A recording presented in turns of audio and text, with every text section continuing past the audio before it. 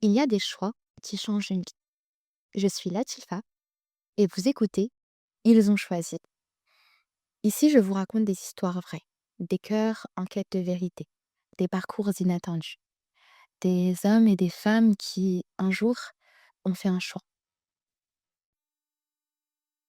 Aujourd'hui, je vais vous raconter l'histoire d'une femme forte, une femme instruite, engagée, convaincue. Janice Huff, journaliste américaine, prédicatrice baptiste, une femme respectée dans sa communauté.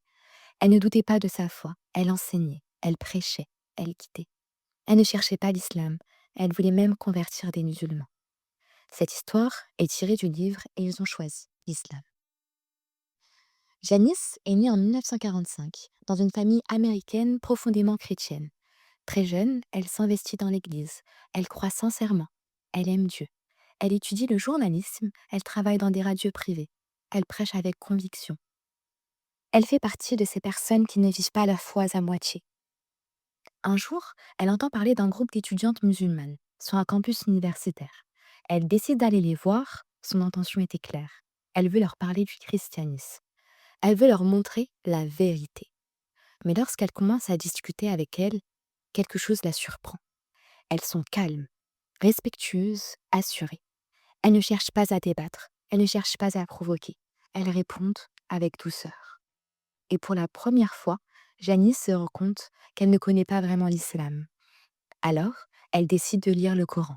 Pas pour se convertir, pour répondre, pour argumenter, pour réfuter.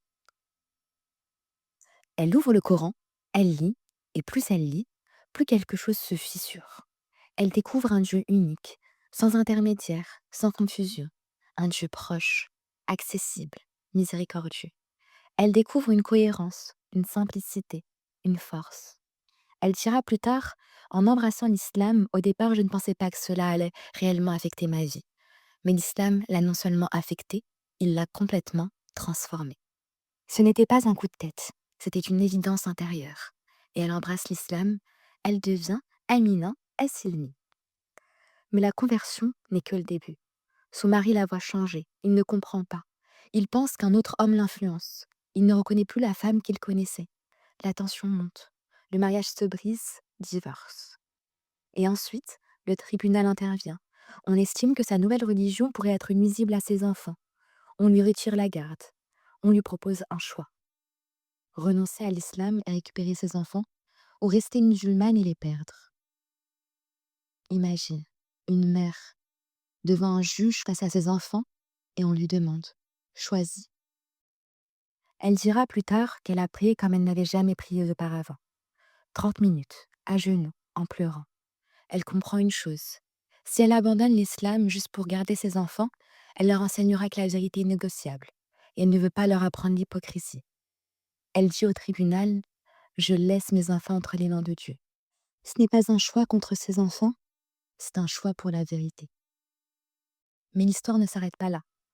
Amina ne devient pas amère. Elle ne devient pas silencieuse. Au contraire, elle devient l'une des voix musulmanes les plus actives aux États-Unis. Elle intervient dans des universités, dans des conférences interreligieuses, à la télévision. Elle fonde des structures pour accompagner les nouvelles converties. Elle aide les femmes qui traversent les mêmes épreuves qu'elle. Elle défend l'islam avec intelligence, avec dignité.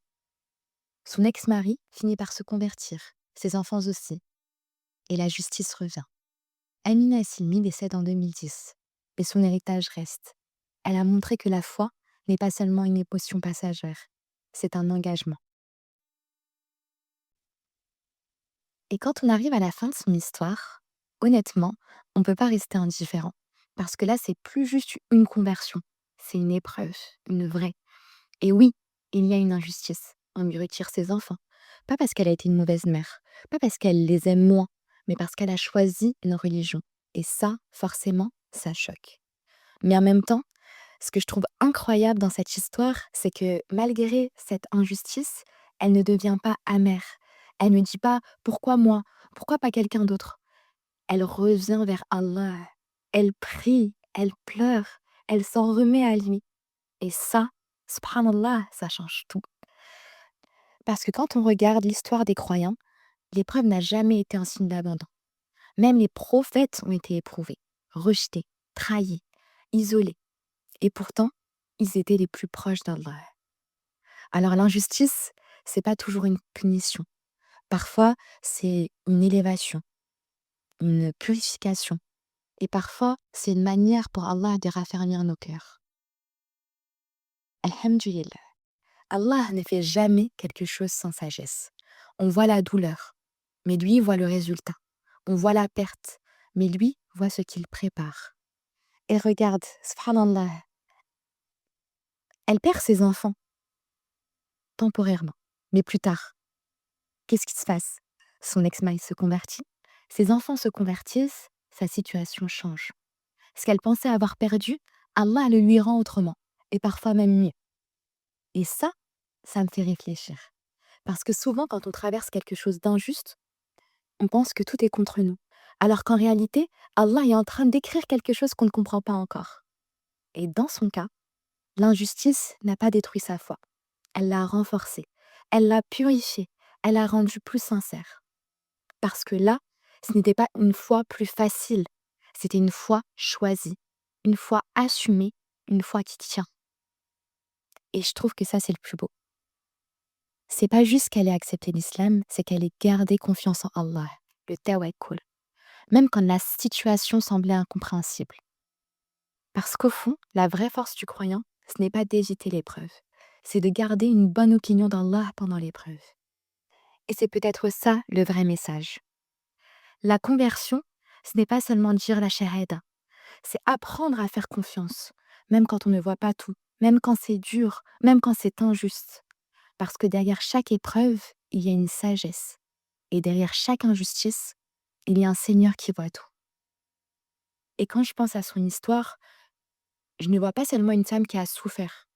Je vois une femme qu'Allah a élevée. Je vois une femme qu'Allah a utilisée pour toucher des milliers de personnes. Je vois une femme qui a choisi Allah et qu'Allah n'a jamais abandonné. Et c'est pour ça que cette histoire me touche. Parce qu'elle nous rappelle que la foi, ce n'est pas seulement croire quand tout va bien. C'est croire quand on ne comprend pas encore. C'est continuer à faire confiance même dans l'injustice. Qu'Allah nous donne cette confiance. Et si cette histoire a touché votre cœur, n'hésitez pas à la partager autour de vous. Peut-être qu'elle sera une lumière pour quelqu'un d'autre. Qu'Allah éclaire nos cœurs. À la semaine prochaine.